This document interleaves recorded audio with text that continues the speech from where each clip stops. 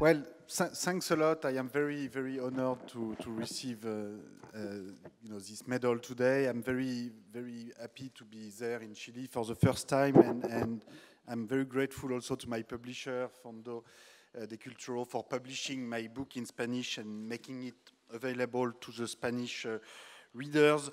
So, I apologize for not being able to speak to you in Spanish. As you can hear, I am not very good with foreign language, and I do what I can, but I hope this is understandable for you. So I also want to apologize that Chile and Latin America is not present in my book as much as I would like it to be. Although this is not entirely my fault, this is because access to fiscal data, in particular to historical long-run fiscal data in Chile and Latin America has not been easy, so we've made a lot of efforts con muchos colegas que han trabajado en este libro, tratar de extender nuestro trabajo a la mayor cantidad de países posible, especialmente con Facundo Alvaredo de Argentina, pero hasta ahora no hemos podido cubrir tantos países como hubiese querido, y pienso en el futuro y me encantaría en el futuro poder extender, ampliar mi trabajo, mi obra a América Latina y a Chile. Entonces, en el intertanto, mientras tanto, quiero que en esta presentación voy a tratar de mencionar un pequeño número de lecciones que creo que se pueden obtener para un país como Chile de todo un cuerpo histórico que se llama evidencia de desigualdad.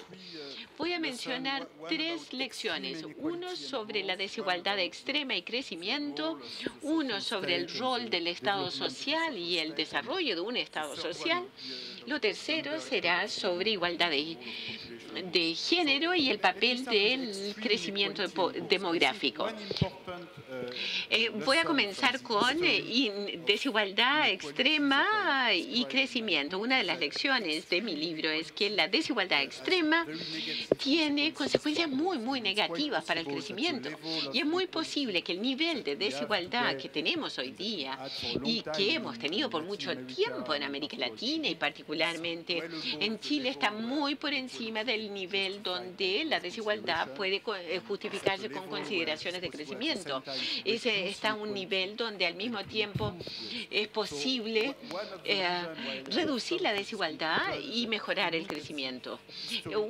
Si vemos la experiencia histórica de los países europeos en cuanto a desigualdad y crecimiento, una de las conclusiones claras es que el rol extremo de desigualdad que hemos tenido en muchos países de Europa hasta la Primera Guerra Mundial, básicamente, no fue útil para el crecimiento.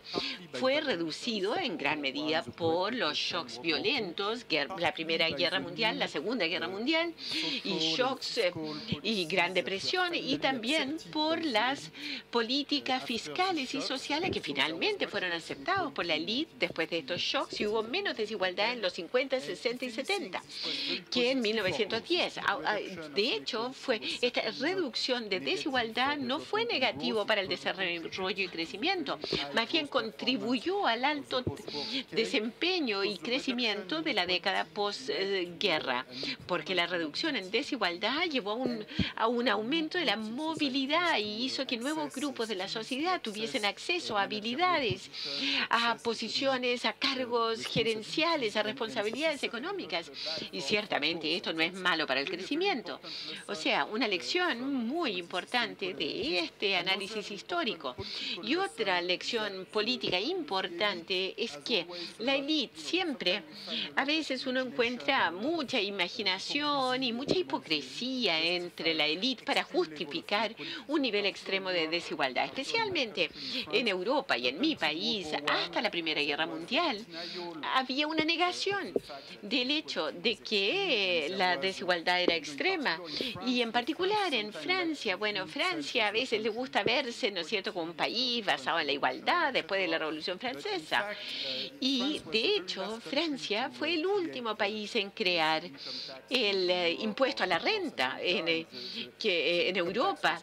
El impuesto a la renta solo se creó en el verano de 1940, o sea, y no era para pagar los colegios, sino para pagar la guerra.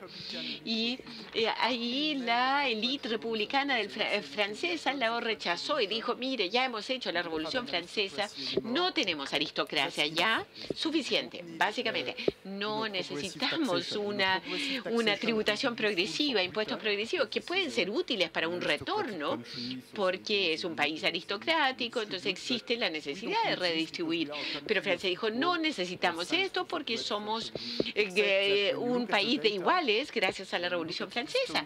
Excepto que si uno ve los datos históricos de riqueza y herencia, vemos que el nivel de concentración de la riqueza de Francia en el 13 y en el 14 era tan extrema como el retorno y tan antigua como el régimen antiguo de 1789. O sea, la naturaleza de la riqueza es muy distinta. En 1914 se tiene una economía más moderna, el control de la tierra no juega una parte tan importante. La forma más importante de la riqueza es la vivienda, inversiones extranjeras, inversiones. O sea, la concentración de la riqueza o la desigualdad no había sido reducida. Y gran parte de mi libro es motivada por el intento de entender por qué. ¿Por qué era esta hipocresía de la élite justificar la desigualdad? Y creo que es algo que si vemos, o sea, para mí estudiar ese periodo fue muy importante y hay lecciones a sacar para el mundo de hoy, porque en la misma manera que en el mundo de 100 años atrás, hay una gran tentación en el mundo de hoy día de que parte de la élite justifique cualquier nivel de desigualdad sobre la base de consideraciones de crecimiento, y creo que hay mucha hipocresía y hay que revisitar la historia nuevamente. La segunda lección importante que yo quisiera mencionar es el enorme rol jugado por el auge del Estado social moderno en el siglo XX, en el proceso de modernización, el proceso de desarrollo, no solo en la reducción de inequidad, pero también en el proceso mismo de crecimiento. Ha habido una ideología en cierto punto en la historia y en cierto momento ocurrió en Chile debido a las dimensiones autoritarias que ustedes conocen, según la cual un Estado de tamaño mínimo, gobierno mínimo, esa es la esencia del crecimiento y del desarrollo. Ahora, esto no es algo que hemos observado en la historia. Lo que observamos en la historia realmente es que en cada país desarrollado tenemos el auge del gobierno y el auge de lo que yo llamo el Estado social en mi libro, que es un concepto más amplio que el Estado del bienestar, porque incluye educación, que es una de las dimensiones más importantes. Y para ser muy concreto, hasta la Primera Guerra Mundial, en cualquier país o en todo país europeo y Estados Unidos, el tamaño del gobierno era relativamente pequeño, era alrededor del 10% del PIB. Los ingresos tributarios eran 10% del PIB. Y con eso no se puede hacer mucho. Se puede pagar el ejército, la policía, puedes pagar algunas carreteras o infraestructura básica, funciones muy básicas de gobierno, pero no puedes hacer mucho más. Un gran cambio durante el siglo XX fue que pasamos de tener esa representación de los ingresos tributarios del 10% del PIB alrededor de la Primera Guerra Mundial, y en los países más ricos del mundo hoy estamos hablando de 30, 35, hasta 50% de los ingresos tributarios representando el PIB. En Suecia, por ejemplo, llega en torno al 50%, Alemania o Francia podría ser 40, 45%. Y este es el intervalo que tenemos ahora. Y esto es lo que permitió que todos estos países promovieran el desarrollo. Es decir, el Estado fue parte del proceso de modernización y desarrollo en sí mismo. Permitió a todos estos países financiar inversiones en infraestructura pública, educación pública, salud pública, sistemas de pensiones básicos y sistemas de seguridad social. Y esto fue una parte muy importante del proceso de modernización. Ahora, Chile en este proceso, en esta etapa, menos del 20% del PIB proviene de los ingresos tributarios. Quizás ahora con la reforma tributaria, bueno, eso va a aumentar, cualquiera que sean los números, pero obviamente la reforma fiscal es muy importante. Es muy raro ver a un gobierno que va a decir, bien, vamos a incrementar los ingresos públicos por 3% del PIB para poder invertir en educación, y creo que definitivamente esta es la dirección correcta. Pero obviamente esto es solo un paso.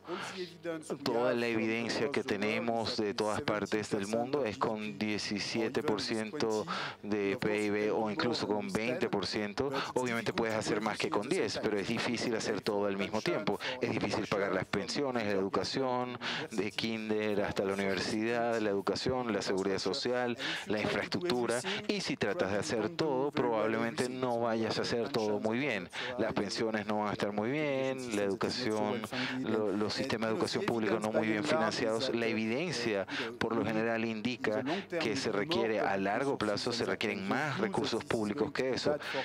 Y la visión de que esto es malo para el crecimiento no tiene sentido alguno, porque todos los países más ricos del mundo, incluido Estados Unidos, tienen entre 30 y 50% del PIB en ingresos tributarios fiscales. Hay distintas maneras de racionalizar esto. Tienes el mismo nivel de PIB per cápita o PIB per cápita o por hora en Suecia o Estados Unidos. Tú puedes elegir 30 o 50%. No estoy diciendo que Suecia es el único futuro posible. Obviamente hay otros modelos para definir ese tipo de desarrollo, pero obviamente el rango está entre 35 y 50%, y quizás 20% sea muy poco para poder pagar por el estado social que es necesario para el desarrollo. No solo tiene que ver entonces con redistribución y reducir inequidad, es construir un estado que sea relevante en el sentido del desarrollo. La tercera lección que me gustaría mencionar en esta corta presentación es el tema de la equidad de género y el crecimiento de la población. Creo que quizás esto sea menos importante para Chile en el futuro inmediato. Este hecho del descenso de la población obviamente es más importante en países como Alemania o Japón, donde hay problemas, la fertilidad ha bajado a 1.3 o algo así, pero entiendo que ya en Chile está por debajo del 2 puntos, y quizás sea un tema importante. Este tema del crecimiento de la población podría parecer diferente al tema de la inequidad, pero en mi libro trato de demostrar que tiene una relación importante con la equidad de maneras diferentes. Primero que nada, en un país con una población estancada, y más aún un país donde la tasa de crecimiento de la población esté bajando, es un país también donde va a haber un rol muy importante de la riqueza acumulada en la sociedad, las riquezas heredadas. Una manera de ver esto es verlo desde la otra perspectiva. Si tú tienes un crecimiento de la población muy elevado, si todo el mundo tiene 10 niños, no va a importar tanto la riqueza acumulada del pasado, sino otras cosas van a importar más, el ahorro, la inversión. No estoy diciendo que esta es la solución, tener 5 o 10 niños, pero cuando tienes un descenso de la tasa de crecimiento de la población, bueno, si llegas al caso extremo, como en China, Japón, Alemania, donde tienes una tasa de fertilidad en torno a 1, cuando tienes esa situación, tienes un descenso muy rápido de la población, y luego tienes el efecto de que cada niño va a heredar de los dos lados, del padre y la madre. Si los dos padres son ricos, bueno, bien, pero si los dos padres son pobres, cero, y esto genera un gran flujo de riqueza heredada, especialmente en relación con los ingresos procedentes del trabajo. Y entonces, cuando trato de entender en mi libro, es la importancia relativa de la relación de la riqueza heredada y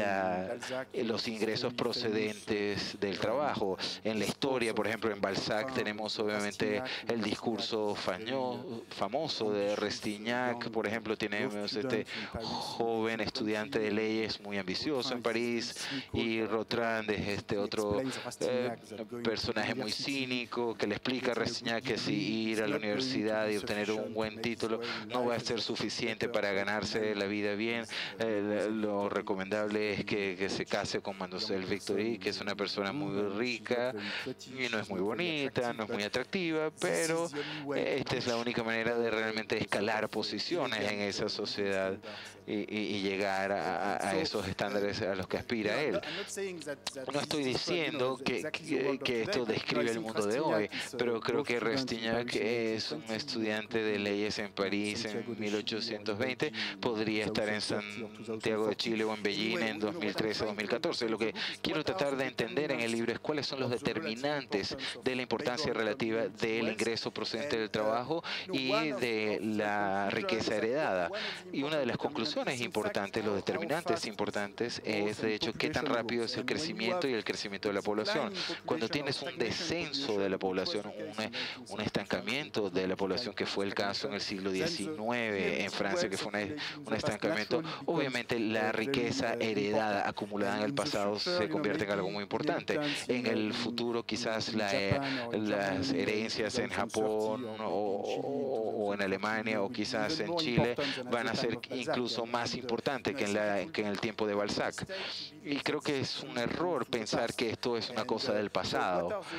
¿Cuál es la solución? Bueno, obviamente si realmente quieres luchar contra la inequidad, tienes que, bueno, una cosa es tener muchos niños, eso es una política, pero eso crea otros problemas también. Pero la lección más importante es que deberíamos quizás tener políticas que ayuden a las personas, a las generaciones jóvenes, de tener el número de niños que quieran tener, pero el elemento más importante sea la igualdad de género. Esa es una manera en que los temas demográficos y la procreación están relacionados con la equidad. Si tú tienes un sistema donde básicamente el padre no hace nada con los hijos y requieren que las madres hagan todos, que es lo que ocurre un poco en Japón, por ejemplo, o en Alemania, bueno, entonces la mujer va a reaccionar y decir, bueno, está bien, no vamos a tener hijos si tú no contribuyes. Y una manera de promover un crecimiento de la población más alto, o al menos tener en promedio 2 hijos en una familia y tener una población más estable en vez de tener un descenso muy marcado, es promover la igualdad de género, obligar a los padres de también cuidar a los niños mucho más. Por ejemplo, no estoy diciendo que Chile es un país que tenga uno de los problemas más grandes en este sentido hoy. Ciertamente Alemania, Japón, España, Italia tienen estos problemas bastante preocupantes. Hay muchos países donde esto es realmente un tema, pero quizás esto se convierta en un tema en Chile en el futuro. Voy a detenerme aquí con algunos de esos ejemplos de lecciones que pueden extraerse de mi libro y bueno, agradecer mucho a todos aquí en la universidad por la medalla. Es un honor para mí, como usted mencionó, no escribo libros para recibir galardones públicos ni mucho menos, pero este es un honor diferente el que me ha entregado esta universidad pública, y puedo ver en sus palabras y en nuestra discusión antes con el rector lo fuerte, los argumentos que usted tiene a favor de la educación pública, y me honra mucho por todas esas razones por estar aquí hoy. Muchas gracias.